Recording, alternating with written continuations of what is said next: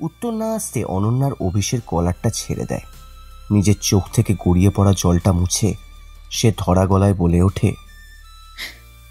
ঠিক আছে, তোমাকে কিছু বলতে হবে না। আমি আর তোমাকে ডিস্টার্ব করব না।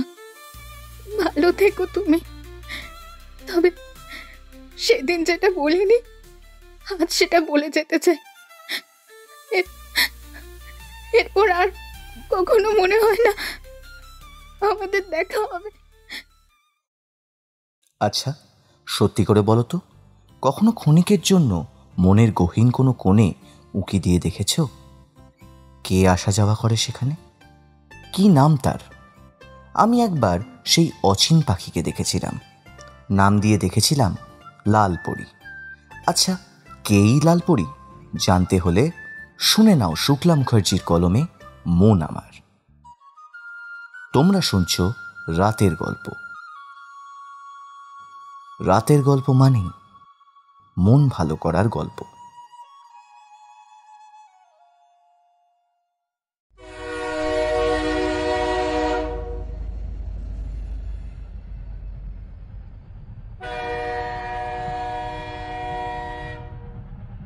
ট্রেনটা ছুটে চলেছে খুব দ্রুত গতিতে, আর আধ ঘন্টার মধ্যেই হয়তো হাওড়া ঢুকবে।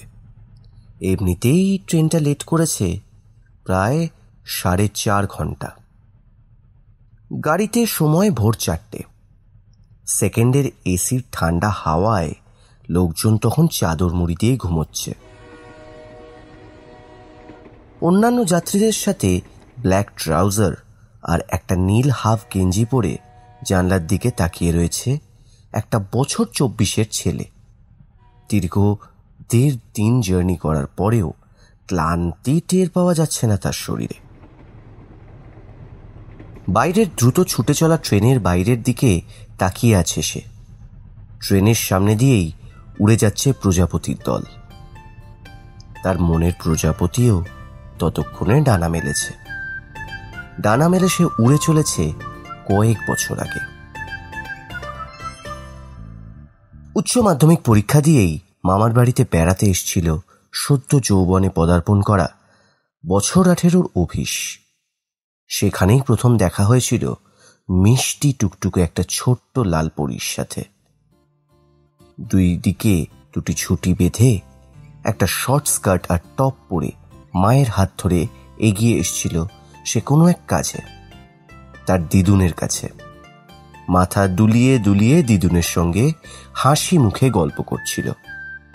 সেই দিন ওই পুচকে পাড়া মেয়েটির হাসি মুখের দিকে তাকিয়ে মন্ত্রমুগ্ধর মতন তাকিয়েছিল এই অভিষ। তারপর সরস্বতী পুজোর দিন একটা লাল শাড়ি পরে পাড়ার মণ্ডপে এসে পুষ্পাঞ্জলি দিতে দেখে সেই কিশোরীর দিক থেকে আর চোখ ফেরাতে পারেনি এই অভিষ। বছর 14-র কিশোরীটিকে এই নতুন সাজে যেন অষ্টাদশী নারী মনে হয়েছিল তার। হঠাৎ করেই তার হৃদয়ে সৃষ্টি হয়েছিল সমুদ্রের উথাল পাথাল ঢেউয়ের। ছোট ছোট বিড়াল ছানার মতন চোখগুলো নিয়ে যখন তার দিকে তাকিয়েছিল, সেই চোখের গভীরে আটকে পড়েছিল অভিষ। ঘোর ভেঙেছিল ছোট ভাই ঋত্বিকের রসিকতাতে। কি রে কবিদা, তুই পুষ্পাঞ্জলির ফুল অনন্যার দিকে দিবি নাকি রে? দাঁতে দাঁত চেপে অভিষ উত্তর দিয়েছিল, তুই চুপ করবি। তারপর অঞ্জলি দিয়ে সবাই মিলে বেরিয়ে পড়েছিল ঠাকুর দেখতে। তখনই জানতে পারে তার সেই লাল পরীটি তারই বোনের বান্ধবী। দুটো বাড়ি পরেই ওদের বাড়ি। কিন্তু এখানে সবাই থাকলেও সে তার বাবার চাকরির কারণে এখানে থাকে না, মানে এই শহরে থাকে না।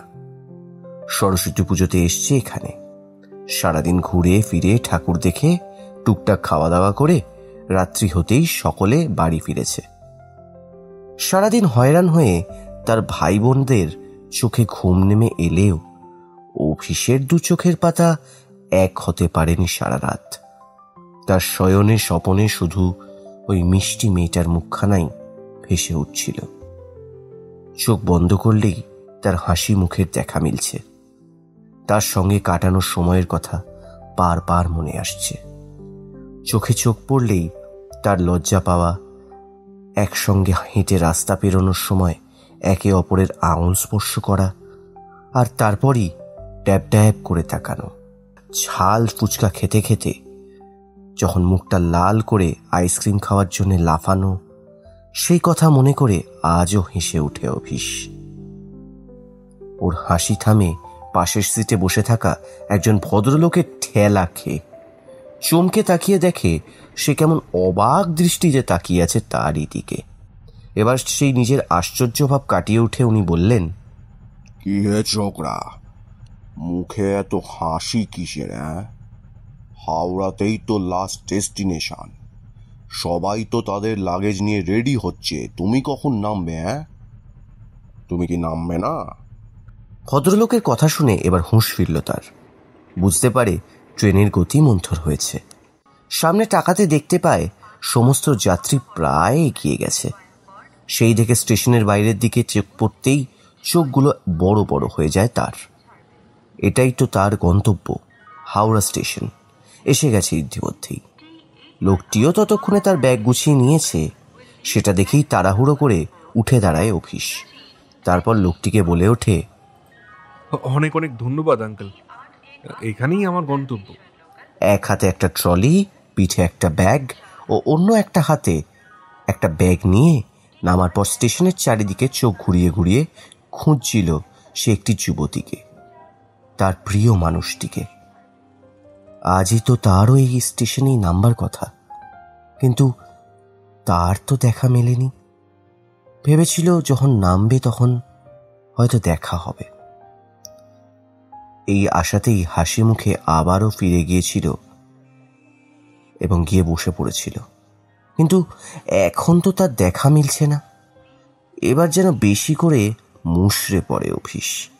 দুঃখী দুঃখী মুখ করে সামনের পথ দিয়ে এগিয়ে যায়। স্টেশনের বাইরে বাস স্টপে পা রাখা মাত্রই ছুটে এসে একটা ছেলে জড়িয়ে ধরে, প্রচণ্ড উত্তেজিত হয়ে বলে, দা ভাই, তুই এতক্ষণ এসেছিস? জানিস আমি কখন থেকে দাঁড়িয়ে আছি তোর জন্য? আজ কতগুলো বছর পর তোকে সামনে থেকে দেখছি। তুই তো আরো হ্যান্ডসাম হয়ে গেছিস রে, হ্যাঁ দাদা ভাই? বলে অভিষকে ছেড়ে দেয়। তারপরেই বলে ওঠে, সেই যে ইঞ্জিনিয়ারিং পাশ করে বিদেশে গেলি আর এলি না। ঋতুর বিয়ে ঠিক হতে সে তোকে জোর না করলে মনে হয় তুই আর আসতিস না। বল, আমাদের কথা তো তোর মনেই পড়ে না। বলে অভিমান প্রকাশ করে ঋত্বিক। দূরে সরে যায়। ঋত্বিক হলো অভিষেক বড় মামার ছেলে। তার থেকে বছর 4 ছোট হলেও ভাইয়ের ওরম অভিমান দেখে মুচকি হাসে অভিষ। তারপর নিজের ট্রলিটা নামিয়ে রেখে ভাইয়ের মুখটা নিজের দিকে ঘুরিয়ে বলে, তুই সেই ছোটই রয়ে গেলি বল ছোটু, আর বড় হলি না। এখনো অভিমান হচ্ছে তোর? আমি কিন্তু রোজ তোর সঙ্গে কথা বলি, গল্প করি। বোনের বিয়েতে মজা করবো বলেই তো সব কাজ ফেলে 3 দিন আগের থেকে চলে এসছি। এরপরও তুই রাগ করবি? তোদের সঙ্গে হাতে হাতে কাজ করবো বলেই তো এলাম আগের থেকে। তোদের যদি ভালো না বাসতাম তাহলে কি আসতাম তুই বল? তুমি কি ভেবেছো আমি কিছু বুঝি না? ঘাসে মুখ দিয়ে চলি আমি? তুমি যেই শুনেছো আমার মুখে যে আজ তোমার লাল পরি আসবে, অমনি তুমি প্লেনের টিকিট ক্যান্সেল করে ট্রেনে উঠে পড়লে 2 দিন আগে, আর এখন আমাকে ভালোবাসার কথা বলতে এসেছো? মুখটা এবার ছোট হয়ে যায় অভিষের, ভাইয়ের কাছে ধরা পড়ে যেতে। তাই কিন্তু কিন্তু করে কিছু বলবে তার আগেই ঋত্বিক বলে ওঠে, তোকে আর কিছুই বলতে হবে না দা ভাই, তাড়াতাড়ি বাড়ি পৌঁছাতে হবে আমাদের, চল। দাদু ভাই, ঠাম্মি, বাড়ির সবাই তোকে দেখার জন্য অধীর আগ্রহে অপেক্ষা করে আছে। আমি এখানে এসে দাঁড়াতে না দাঁড়াতে কতবার যে ফোন এসেছে তার ঠিক নেই, চল। কথা শেষ হতেই ঋত্বিকের ফোনটা আবারও বেজে ওঠে। সেটা দেখে হেসে বলে, ওই দেখো আবার করছে। বলতে বলতেই পকেট থেকে ফোনটা বার করে রিসিভ করে দাদা ভাইয়ের দিকে তাকিয়ে বলে ওঠে, হ্যাঁ গো ঠাম্মি, তোমার বিলেত ফেরত নাতির দেখা পেয়েছি। তুমি বরণডালা নিয়ে দরজায় দাঁড়াও, আমরা আসছি আধ ঘন্টায়। বলে ফোনটা কেটে দিয়ে মুচকি হেসে দাদা ভাইয়ের দিকে তাকায়। তাকে নিজের দিকে পুরু কুচকে তাকাতে দেখে বলে ওঠে, আরে আমাকে না দেখে চল চল, সবাই তোর অপেক্ষায় আছে, এমনকি তোর লাল পরিও। বলেই ঋত্বিক দাভাইয়ের একটা ব্যাগ নিয়ে এগিয়ে যাবে, তখনই অভিষ পেছন থেকে হাতটা টেনে ধরে। অবাক কণ্ঠে বলে ওঠে, কি বললি? লালপুরি আমার জন্য অপেক্ষা করে আছে? কিন্তু কিভাবে? সে পৌঁছে গেছে কি করে? তুই যে বলেছিলি সকালের ট্রেনে আসবে, মানে মানে এই ট্রেনটাই তাহলে? দা ভাই একসঙ্গে কত কথা বলিস, তুই দেখছিস কেমন? তুই শুধু তার কথা ভাবছিস। আমি কিন্তু প্রথমেই বলেছি সবাই অপেক্ষায় আছে। তুই সে কথা না ধরেই যাক, সে কথা তুই এখন চল, গেলেই সব প্রশ্নের উত্তর পাবি। এখানে আর 1 মিনিটও নয়, এখানে যত দেরি হবে বাড়িতে তার ঝাড় আমার উপর দিয়ে যাবে। চল তো। বলেই টপ টপ করে এগিয়ে যায় গাড়ির দিকে। অভিষ ভাইকে অনুসরণ করে। আজ রায়চৌধুরী বাড়িতে খুশির ঢেউ উপচে পড়েছে। রায়চৌধুরী পরিবারের কর্তা আশুতোষ বাবুর একমাত্র মেয়ে সুনন্দা, তার ছেলে অভিষ। এই বংশের প্রথম নাতি হওয়ার জন্য অভিষের আদর ভালোবাসা সবার কাছে একটু বেশি। দাদু দিদুনের পর 2 মামা আর মামিমাদের নয়নের মণি এই অভিষটি। এই বাড়ির রাজকন্যারা 2 দিন পর বিয়ে হবে বলে কথা। তার সঙ্গে বিদেশ ফেরত নাতি ফিরে এসছে বাড়িতে। অবশ্যই বিলেত বলতে দক্ষিণ ভারত, তাই আনন্দের উচ্ছ্বাসের কোনো কমতি নেই এ বাড়িতে। সকলের মধ্যে আনন্দ ফুটে পড়েছে। অভিষ আসার পর সবার সঙ্গে কুশল বিনিময় করে এতদিন না দেখা দিদু দাদান এদের মান ভাঙিয়ে ফ্রেশ হতে যায়। তারপর দুপুরের খাওয়া দাওয়া হয়ে গেলে অস্থির হয়ে ভাই বোনদের পেছনে ঘুরঘুর করতে থাকে, তার লাল পরীকে দেখার জন্যে, তার একটু খোঁজ নেওয়ার জন্যে। কিন্তু তার ভাই বোনেরা এত দুষ্টু যে নাকে দড়ি দিয়ে ঘুরিয়ে চলেছে সকাল থেকে, কেউ কিচ্ছুটি বলছে না। শেষে হাল ছেড়ে দিয়ে অভিষ দিদুনের ঘরে যায়। দিদুনকে খাটের ওপর বসে থাকতে দেখে তার কাছে এগিয়ে গিয়ে তার কোলে শুয়ে পড়ে অভিষ। নাতির এমন কাজে প্রথমে সরলা দেবী একটু অবাক হলেও পরে ঠোঁটের কোণে ওই স্মৃত হাসিটা ফুটে ওঠে। নাতির মাথায় হাত বুলিয়ে আদরে গলায় বলে ওঠেন, কি হয়েছে? আমার দাদু ভাইয়ের মন খারাপ কেন? কিছু হয়নি দিদুন, তুমি একটু মাথায় হাত বুলিয়ে দাও না। সে বললে তো হবে না। আমার ছটফটে দাদু ভাই হঠাৎ করে বিদেশ থেকে ফিরে এত শান্ত হয়ে গেল কি করে? নিশ্চয়ই এর পেছনে একটা বড় সড় কারণ আছে। না, সেরকম কিছু না। আমায় মিথ্যে বলে কোনো লাভ নেই দাদু ভাই। আমি আমার দাদু ভাইকে চিনি। সে কখন কি জন্য কি করে আমি সব জানি। তোমার ভাই বোনেরা বুঝি আবার পেছনে লেগেছে তোমার? না মানে দিদুন। অভিষ ভেবে পায় না দিদুনকে কি করে বলবে যে সত্যি তার ভাই বোনেরা তাকে এতক্ষণ খুব রাগিয়ে তুলেছিল যখন সে তার লাল পরীর কথা জানতে চেয়েছিল। দাদু ভাই, তুমি আমায় বলবে না, তাই তো? ঠিক আছে, আমি বলি, তুমি বরং শুনে বলো ঠিক কিনা। তোমার ভাই বোনেরা তোমাকে কিছুতেই তোমার মনের মানুষের কথা বলছিল না। তুমি বারংবার শুধলেও তারা তোমায় ফিরিয়ে দিচ্ছিল, কি তাই তো? এই কথা শুনেই থরপর করে উঠে বসে হবিষ। বিস্ময়ের সহিত দিদুনের মুখের দিকে চেয়ে থাকে। নাতির মুখের এক্সপ্রেশন দেখে সরলা দেবী হেসে ওঠে এবার। তারপর বলে ওঠেন, জানো তো দাদু ভাই, ঠিক তোমার মতোই কাল অনু দিদি ভাইরেও একরকম রিয়াকশন হয়েছিল যখন সে তোমার কথা জানতে চেয়েছিল ঋতুর মুখে। কিন্তু সে তো বলেইনি, আবার উল্টে রাগিয়ে তুলেছিল তোমার লাল পরীকে। আর সে তখন ঠিক তোমার মতো করেই আমার কাছে এসেছিল। তাকেই একই ঘটনা বলতে সেও তোমার মতন অবাক হয়ে গেছিল। তুমি কি কি করে জানলে দিদুন যে আমি লালপুরি মানে অনন্যাকে পছন্দ করি? নিজের বিস্ময় ভাব কাটিয়ে আমতা আমতা করে বলে ওঠে অফিস। তুমি কি ভাবলে দাদু ভাই আমার নাতি নাতনিরা কি করছে সে কথা আমার কানে আসবে না? তুমি যে রোজ ঋতু দিদি ভাইকে ফোন করে তার কথা জানতে চাও, সেই কথা কি ভাবছো আমি জানি না? হ্যাঁ, তার মানে ছোটু তোমাকে বলে দিয়েছে? দেখছো দিদুন কেমন ওর কথা পেটে থাকে না, সব কথা বলে দিয়েছে না তোমায়? মানে এতদিন যা বলেছি সব। আচ্ছা, তোমার অনুকেও কি বলে দিয়েছে আমার কথা? কি বলছিল তোমার অনু? সে কথা আমি কি করে জানবো?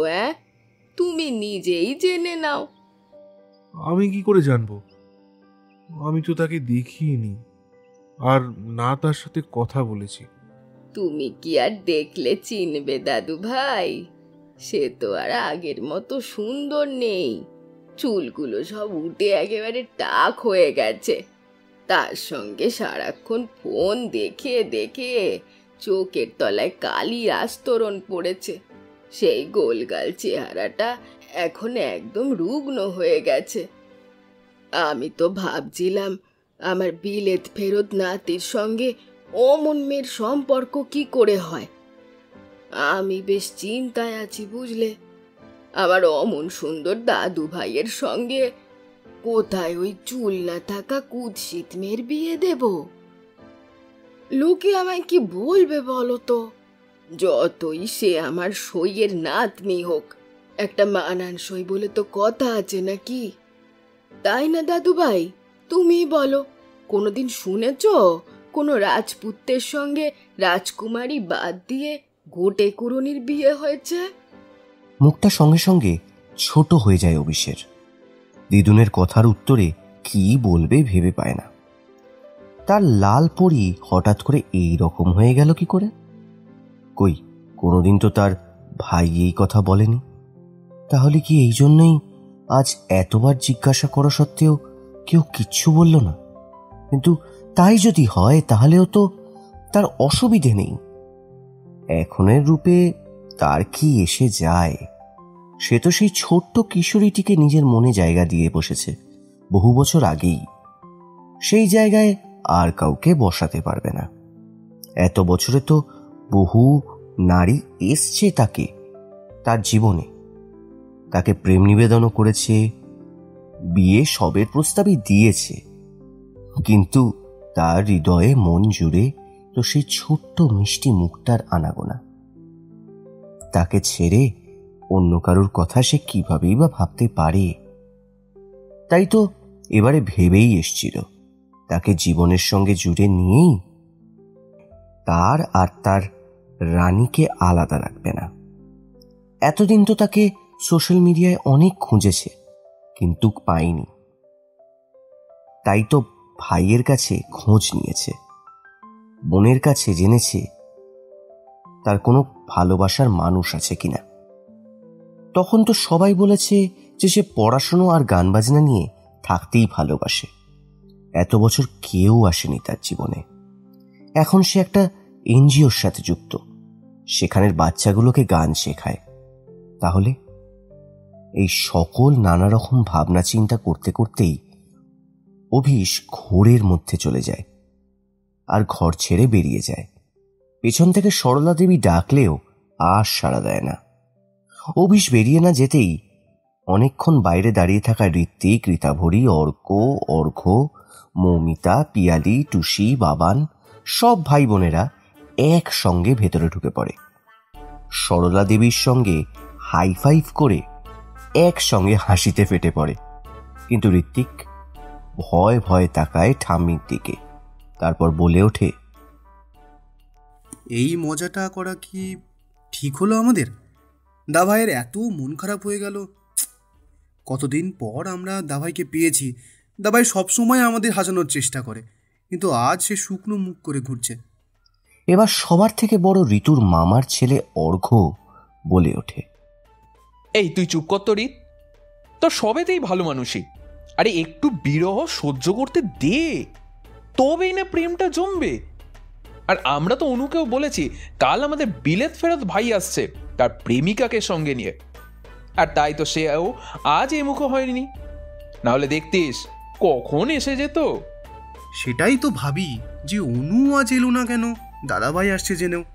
তাহলে তো রাতের আড্ডাতেও আসবে না, আর যদি না আসে তাহলে কি হবে? সব প্ল্যান তো চৌপাট হয়ে যাবে রে। তোদের এই নিয়ে চিন্তা করতে হবে না, এই জন্য তো আমাদের বিয়ের কোণেই আছে। কিরে ঋতু, পারবি না তোর বান্ধবীকে নিয়ে আসতে রাতের আড্ডায়? আলবাত পারবো দাদা ভাই, ওরুকে নিয়ে আসা আমার হাতের খেলা। তাহলে তো হয়েই গেল, তোমার সব সমস্যার সমাধান হয়ে গেল। এবার তাহলে সাজিয়ে নে, তোরা কি আর দুটোকে আজ একসঙ্গে করবি? আমার অভি দাদুভাই তো মনে হয় এত সহজে তোদের কাছে আসবে না, তোদের উপরেই যত অভিমান দেখাবে। এবার অর্ঘ্য এগিয়ে গিয়ে সরলা দেবীর গলা জড়িয়ে ধরে বলে ওঠে, अब तुम टेंशन मत लो डार्लिंग, मैं हूं ना। বলেই চকাশ করে একটা চুমু খেয়ে নেয়। ওর এমন কাণ্ডে বাকিরা হেসে উঠলেও সরলা দেবী নিজের গাল মুছে দূর দূর করে তাড়িয়ে দিয়ে বলে ওঠেন, আপদ কোথাকার মরণ, যা দূরা, তোর কোনো গার্লফ্রেন্ড তো জুটলো না, শেষে আমাকে ডার্লিং করতে এসেছে। তুমি তো আমার সোনা কিউট গার্লফ্রেন্ড, তাহলে অন্য আর দেখতে যাবো কেন বলো তো? তোর কপালে আর কেউ জুটবেও না রে হতচ্ছাড়া। যা যা, এবার তোরা যা দেখি, আমি এবার একটু নিজের কাজ করি। এক্ষুনি আমার ঠাকুরজি আসবে, তার সঙ্গে আমায় গপ্প করতে হবে। বিয়েবাড়ি উপলক্ষে সব কাজিন ভাই বোনেরা একসঙ্গে হয়ে রাতের খাওয়া দাওয়ার পর সবাই মিলে ছাদের ওপর আড্ডার আয়োজন করেছে।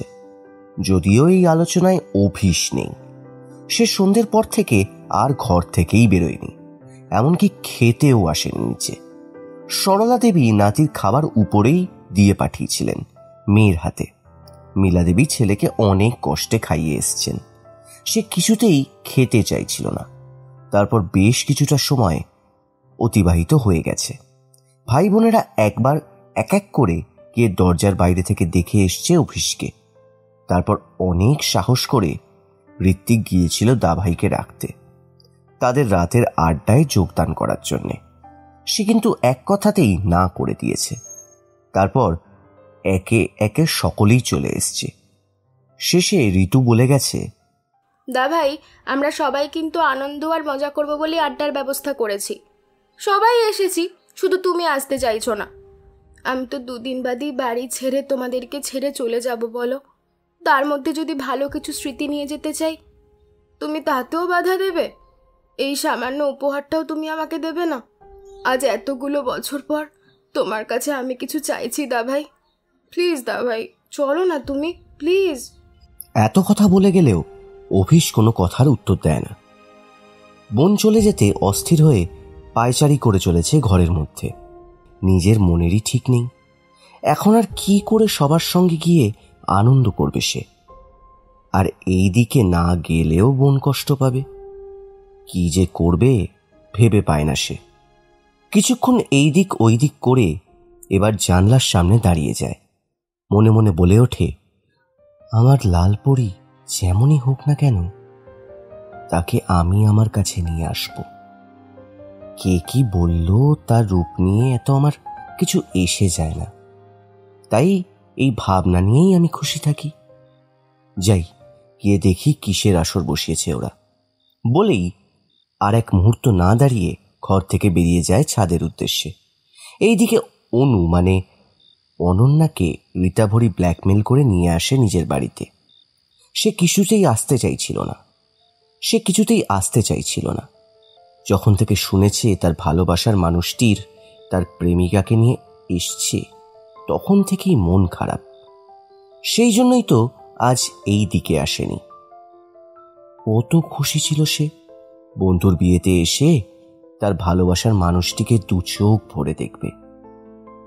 এত বছরের তার অপেক্ষার অবসান ঘটবে। এতদিন তো তার কথা শুনেই এসছে, কিন্তু আজ তাকে প্রত্যক্ষ করবে সামনে থেকে। ভালোবাসা কি জিনিস যখন সে জানতই না, তখন তার ছোট্ট মনে দোলা লেগেছিল বছর 18 মানুষটিকে দেখে। তার মুগ্ধ দৃষ্টির অর্থ তখন বুঝতে না পারলেও তার সেই দিনের কয়েক ঘন্টার করা ছোট ছোট যত্নগুলো আজও ভুলতে পারেনি অনু। এখনো সরস্বতী পুজোতে বেরোলেই তার অভিদার কথা খুব মনে পড়ে। আজ এতগুলো বছর তো ওর সখী ঋতু পর্যন্ত ওকে বলে এসছে ওর অভিদা এখনো ওর খোঁজ নেয় ওদের কাছে। ওদের মাঝে মাঝে তাকে বৌদি বলে সম্বোধন করা, কখনো বা এই বাড়িটাকে মামা শ্বশুর বাড়ি বলা, আর এইসব কল্পনা করে ওই মানুষটাকে নিজের ভাবা, এই সব কিছু কি তাহলে মিথ্যে ছিল? নিজের মনেই যখন এসব কল্পনা করে চলেছে, ঠিক তখনই সবার হাসাহাসির চোটে নিজের ভাবনা থামাতে বাধ্য হয় অনু। সামনে সবার দিকে তাকাতে দেখে সকলে তার দিকেই তাকিয়ে আছে। সেই দেখে খানিকটা অপ্রস্তুত হয়ে বসে পড়ে অনু। এতক্ষণে খেয়াল হয় সে ছাদে বসে আছে ঋতুর পাশে। এখানে সবাই তাকে কিছু একটা বলছে। ঋতু ঠেলা দিয়ে বলে ওঠে, কি রে অনু, কখন থেকে ডাকছি তোকে, সাড়া দিচ্ছিস না কেন? কোন খেয়ালে ডুবে আছিস? অনুর কাকার মেয়ে রূপা বলে ওঠে, আর বলো না ঋতু দিদি, দিদিভাই এবারে এসের থেকে দেখছি কোন খেয়ালে ডুবে আছে। ডাকলেও সাড়া পাওয়া যাচ্ছে না, আবার কিছু বললেও যেন শোনেনি, নিজের মধ্যেই ব্যস্ত হয়ে আছে। তাই নাকি রে অনু? এই লক্ষণ ভালো ঠেকছে না, আমাদের দেখতে হবে তো কেসটা কি। অর্ঘ্য এই কথা বলতেই অনু তাড়াতাড়ি করে বলে ওঠে, না না অর্ঘদা, সেরকম কোনো ব্যাপার নয়, তোমাদের চিন্তা করতে হবে না, আমি ঠিক আছি। কি নিয়ে চিন্তা সকলের? এই কথা বলতে বলতেই অভিষ ছাদে উপস্থিত হয়। ওকে দেখে সকলের মুখে হাসি। অনু চমকে ওঠে একবারের জন্যে। এখানে এসে প্রিয় মানুষটিকে দেখার ইচ্ছে হলেও তাকে অন্য কোনো নারীর সঙ্গে কল্পনা করতে বড্ড কষ্ট হচ্ছিল তার। তাই তো খানিক স্বস্তি পেয়েছিল তাকে এখানে না দেখে। আর এখন এইভাবে যে সে এসে পড়বে সেটা সে কল্পনাতেও ভাবেনি। কিরে, কিসের জন্য চিন্তা হচ্ছিল তোদের? আমাকে দেখি কথা বন্ধ হয়ে গেল কেন? বলতে বলতেই এগিয়ে এসে ঋত্বিকের পাশে বসে পড়ে অভিষ। তারপর সামনে চোখ যেতেই থমকে যায় সে। সেই মিষ্টি মুখটা, সেই চোখ, সেই মায়াবী দৃষ্টি, ভুরু জোড়ার মাঝে সামান্য বাম দিকে ছোট্ট কালো তিল। সেটা সে দেখে অভিকের মনে পড়ে তার লাল পরীর কথা। কথাটা মনে আসতেই ভালো করে দু চোখ ভরে দেখে চলে সামনে ফর্সা সুন্দরী টানা টানা চোখের অধিকারিণী মেয়েটাকে, যার পরনে রয়েছে একটা হালকা কমলা রঙের সুতির সালোয়ার। লম্বা কোমর পর্যন্ত চুলটাকে বিনুনি করে রেখেছে। সেই মায়াভরা দৃষ্টি নিয়ে তার দিকেই তাকিয়ে আছে। এই দৃষ্টি দেখেই অভিষের মনে হয়, তাহলে কি? ভাবতে ভাবতেই বাকিদের দিকে তাকালে দেখতে পাওয়া যায় তারা মিটমিট করে হাসছে। কেউ কেউ আবার কানে কানে কথা বলছে। ভাই বোনদের হাসি আর পাশে বসে থাকা ঋত্বিকের শুকনো মুখ করে তার দিকে তাকানো দেখে আর কিছু বুঝতে বাকি থাকে না অভির। জোরে ঋত্বিকের পিঠে মারবে এক ঘা, তার আগেই ছুট দেয় ঋত্বিক। যেতে যেতে বলে, এতে আমার কোনো দোষ নেই দা ভাই, যা করেছে ওরাই করেছে সব। এই কথা শুনে অভিষের চোখ ছোট ছোট করে বাকিদের দিকে তাকালে তাদের মধ্যে থেকে অর্ঘ্য বলে ওঠে, কি হলো ব্রো, আসতে এত দেরি হলো যে? আরে আমরা তো তোমার জন্যই অপেক্ষা করছি। এই যে তুমি এসে গেছো, এবার আমাদের আড্ডা জমে যাবে। কিরে অনু, তাই না? শেষের কথাটা অনুর দিকে তাকিয়ে বললে অনন্যার সঙ্গে সঙ্গে নিজের দৃষ্টি অভিষের দিকে সরিয়ে নেয়। থতমত খেয়ে বলে ওঠে, হ্যাঁ হ্যাঁ, কি বললে যেন? ওর কথা শুনে আরেক প্রস্ত হো হো করে হেসে ওঠে। সবার হাসি শুনে অপ্রস্তুত হয়ে মাথা নিচু করে নেয় অনু। অভিষের মনে এবার এতক্ষণের দুশ্চিন্তার মেঘ কেটে গিয়ে ভালোবাসা ছড়িয়ে পড়েছে গোটা হৃদয় জুড়ে। ঠোঁটের কোণে ফুটে ওঠে সেই চিরাচরিত হাসি, যেটা অনেকক্ষণ থেকে সকলে মিস করে যাচ্ছে। ওর হাসি মুখের দিকে তাকিয়ে ঋতু ইশারায় বাকিদের দেখাতে তারাও মুচকি মুচকি হেসে উঠল।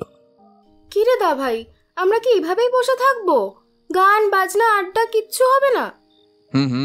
হবে হবে। আমাদের হিরো এসে গেছে, মানে আর আমাদের কোনো চিন্তা নেই, তাই না অভিবাবু?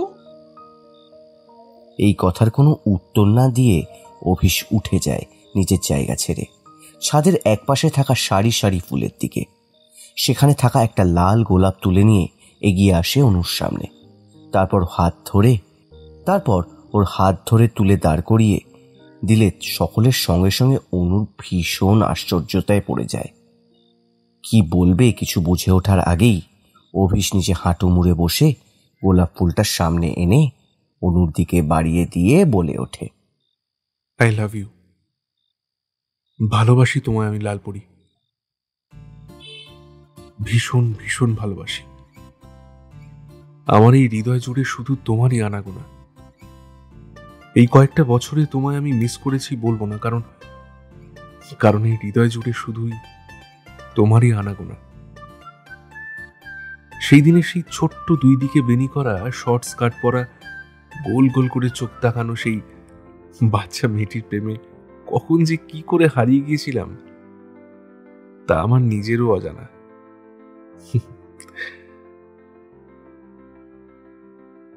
শুধু জানি এই হৃদয়, এই মন জুড়ে শুধু আমার লালপরিই আছে। তাই আমি আমার লালপরিকেই চাই। তোমার এই গভীর দুই চোখে, পাতলা লাল ঠোঁটের মাঝে, কপালের উপর পড়া ছোট ছোট এলোমেলো চুলের ভাঁজে আমি আবারও হারিয়ে যেতে চাই। ভিড়ের মাঝে তোমার হাত ধরে আবারও রাস্তা পার হতে চাই। রাতের নিস্তব্ধ রাস্তায় তোমাকে নিয়ে পাশাপাশি হাঁটতে চাই।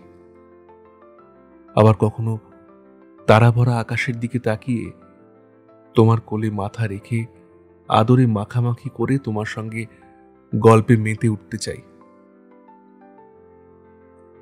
যদি কখনো বর্ষা আসে, বৃষ্টি হয়, সেই বৃষ্টির জলের সাথে তোমাকে নিয়ে ভিজতে চাই। আবার কখনো বারান্দায় দাঁড়িয়ে ধোঁয়া ওঠা কফির সঙ্গে তোমাকে পাশে চাই। আমার জীবনের এতগুলো বসন্ত পেরিয়ে গেলেও জীবনের বাকি বসন্তগুলো তোমার সাথে কাটাতে চাই। তুমি কি আমার হবে লালপরি? কথা শেষ হতে না হতেই অর্ঘ্য সিটি দিয়ে দেয়। ভালোবাসার মানুষটির মুখে তার প্রতি এমন প্রেমের স্বীকারোক্তি শুনে অনন্যার ভালো লাগার সঙ্গে সঙ্গে চোখ থেকে জলও গড়িয়ে পড়ে। খুশি হয়েও যেন হতে পারে না সে। বুকের ভেতরটা তোলপাড় করে ওঠে। মনে পড়ে যায় ঋতুর বলা কথাগুলো।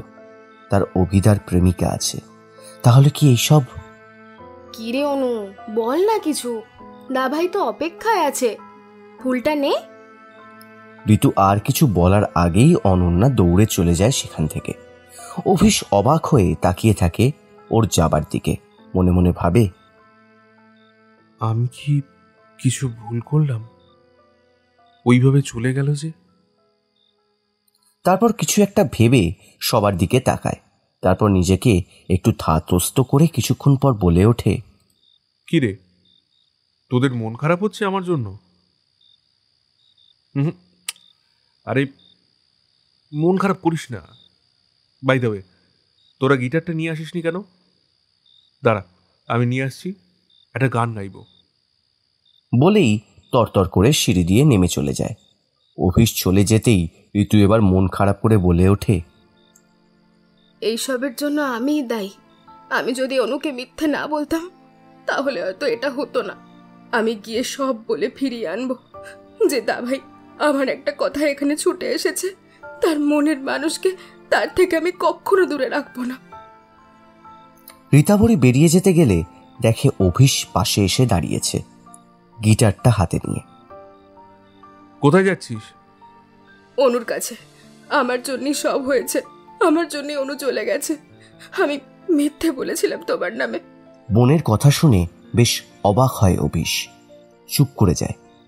আমতা আমতা করে ঋতু বলে ওঠে, আমি বলেছিলাম তুমি বিদেশ থেকে প্রেমিকা নিয়ে আসছো, তাই। ঋতুকে বলতে না দিয়ে অভিশ অভিমানী কণ্ঠে বলে ওঠে, কিছু বলতে হবে না, আর তোকে কোথাও যেতে হবে না। চল, গান করব আমি, তুই সুর মেলাবি। বলেই বোনের একটা হাত ধরে এগিয়ে আসে অভিশ। এরপর শুরু হয় গান আর গল্প। মনের কষ্ট চেপে রেখে অভিশ ভাই বোনদের সাথে সময় কাটায়। পেরিয়ে গেছে 2 দিন। আজকে রীতাভরির বিয়ে। সন্ধে হতেই আত্মীয় স্বজনের ভিড়, তার সঙ্গে বরযাত্রী এসে গিয়েছে। আপ্যায়নে ব্যস্ত সকলেই। এই 2 দিনে অনন্যা জেনে গেছে তাকে যা বলেছিল ঋতু শুধুই মজা করে। তার দাদার জীবনে শুধু সে ছাড়া আর কেউ নেই। তাই সকাল থেকে অনেক চেষ্টা করেছে অভিষের সাথে কথা বলার, কিন্তু বারবার সে এড়িয়ে গেছে। তাই এখন এক জায়গায় দাঁড়িয়ে কতগুলো মেয়ের সঙ্গে হাসি মুখে গল্প করতে দেখে আর কোনো কিছু না ভেবেই হাতটা ধরে টানতে টানতে ছাদে নিয়ে আসে। তারপর জোরে চেঁচিয়ে ওঠে, তোমার খুব দিমাগ তাই না অভিদা? সকাল থেকে কথা বলতে চাইছি, তুমি এড়িয়ে যাচ্ছ আমাকে, আর এখন ওই নতুন আসা মেয়েগুলোর সঙ্গে গল্প করে চলেছ। আমি ডাকলাম তাও তুমি এলে না, কেন করছো এরকম আমার সঙ্গে? কেন, কিছু বলবি আমায়? ডাকছিস যে এত, বল কি বলবি? অভিষের মুখের দিকে তাকিয়ে অবাক হয়ে যায় অনন্যা। একটি বারের জন্য ছেলেটা তাকাচ্ছে না তার দিকে, উল্টো দিকে ফিরে আছে। এখন আবার তুই করে বলছে। কই, সেদিন তো বলেনি তুই। তুমি আমাকে তুই করে বলছো? তুই তো ঋতুর বান্ধবী, আমার থেকে অনেক ছোট, বোনের মতো। তাই তুই বললে কি খারাপ আছে? নাকি তুই ছেড়ে আপনি বলতে হবে? এবার রেগে মেগে অনন্যা অভিষেক জামার কলারটা ধরে ঘুরিয়ে নিয়ে এসে বলে ওঠে, আমি তোমার বোন, বোনের মতো? তাহলে সেদিন যে বললে ওই কথাগুলো, সেই কথাগুলো মিথ্যে ছিল। ভালোবাসো না তুমি আমায়? বলতে বলতেই চোখগুলো ছলছল করে ওঠে। সেই দেখে মুখটা ঘুরিয়ে নেয় অভিষ। কি হলো অভিদা, তুমি আমায় ভালোবাসো না?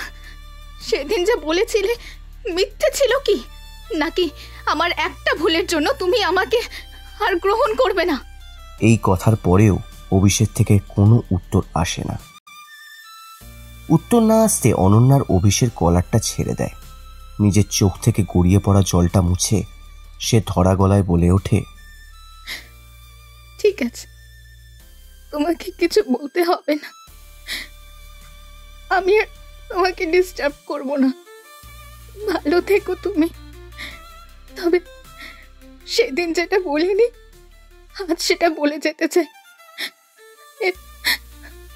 এরপর আর কখনো মনে হয় না আমাদের দেখা হবে। বলেই কয়েক পা পিছিয়ে গিয়ে নিজেকে একটু স্বাভাবিক করে নেয়। তারপর বলে ওঠে, আমিও তোমায় খুব ভালোবেসে ফেলেছিলাম, জানো তো অভিতা। যখন আমি নিজেই জানতাম না ভালোবাসা কি। তোমার ওই ছোট ছোট দাড়ি গোছানো হাসি মুখে যখন আমার দিকে তুমি তাকিয়ে থাকতে মুগ্ধ হয়ে, কেন জানি না খুব ভালো লাগতো আমার তোমার সেই মুখটা। আজও ভুলতে পারিনি আমি সেই মুখটা। কিন্তু এবার ভুলে যাওয়ার চেষ্টা করব। তবে জানি না কতটা পারবো। এত বছরের অভ্যেস তো। আসি, ভালো থেকো। বলেই যেই চলে যেতে যাবে এবং শক্ত করে জড়িয়ে ধরে। তারপর বলে ওঠে, এতদিন যেহেতু ভুলতে পারিসনি, আর পারবিও না। তাই সেই চেষ্টা না করে আমার সঙ্গে থেকেই যা। বলেই মাথায় হাত বুলিয়ে দেয়। ওর কথা শুনে অনু রেগে সরে আসতে চায়, কিন্তু অভিষের হাতের বাঁধনটা আলগা হয় না। ছাড়ো আমাকে, আমি বাড়ি যাব, থাকবো না তোমার সঙ্গে। কেন কেন? থাকবি না কেন? এই তো বললি আমায় ভালোবাসিস, তাহলে? তুমি তো আমায় ভালোবাসো না। কে বললো পাগলি তোকে? কেন? তুমি সেই থেকে তো তুই তুই করে চলেছো। তার সঙ্গে একটু আগেই তো যখন আমি বললাম, তুমি কিচ্ছু বলনি, আমার দিকে ফিরে তাকাওনি একবারও। আমি তোমার বোন হয়ে গেছি। এই কথা শুনে মাথায় টোকা দিয়ে মুচকি হেসে অভিষ বলে, ওরে বাবা রে, পাগলি আমার কত কিছু ভাবে। তুমি কি জানো আজ তোমায় এই লাল ড্রেসে কত সুন্দর লাগছে? আমার ভাবনারও বাইরে। আমার লালপরীকে কতবার এই রূপে কল্পনা করেছি। আমার কল্পনার থেকেও এত মিষ্টি লাগছে যে মনে হচ্ছে এক্ষুনি খেয়ে ফেলি। তাই তো কম কম তাকিয়ে নিজেকে কন্ট্রোলে আনছি। আর আমার বুঝি অভিমান হয় না? কত আশা নিয়ে তোমার কাছে গিয়েছিলাম, আর তুমি ফিরিয়ে দিলে। আমি তো ঠোঁটে আঙুল দিয়ে চুপ করিয়ে দেয় আর বলে ওঠে, কোনো কিছু বলতে হবে না, আমি সব জানি। শুধু এইটুকু বলতে চাই, শুধু তুমিই আছো এই মনে আমার। আমার মন জুড়ে শুধুই তুমি, আমার লালপরী। খুব ভালোবাসি তোমায় লালপরী। সবসময় এইভাবেই থেকে যেও আমার সঙ্গে, আমার মন জুড়ে। আমিও তোমায় খুব খুব খুব ভালোবাসি। অনুর মুখে আরও একবার ভালোবাসার প্রত্যুত্তর শুনে মুখে হাসি খেলে যায় অভিষের। দুজনের চোখের দিকে তাকিয়ে থেকে তাদের মুখ জুড়ে ফুটে ওঠে প্রশস্তির হাসি। দুটো মন যখন একে অপরের বাঁধনে জড়িয়ে যায়, তখন নিয়তিও পারে না তাদের আলাদা করতে। দূরে থাকলেও মন জুড়ে থাকে তারই ঘোরাফেরা। তাই সবসময় মনটাই বলে ওঠে, মনটা আমার, মানে মন আমার।